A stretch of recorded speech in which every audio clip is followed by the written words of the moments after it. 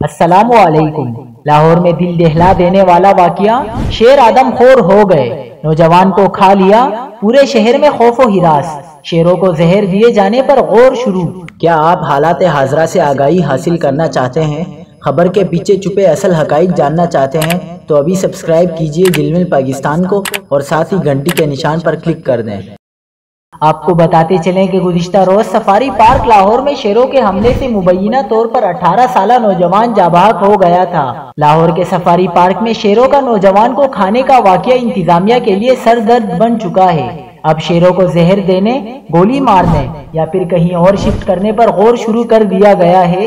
نوجوان بلال کے جاں بحق ہونے کے بعد سفاری پارک کو انتہائی خطرناک دے دیا گیا ہے۔ اس واقعے کے بعد شیروں کے آدم خور بننے کا خطرہ پیدا ہو گیا ہے۔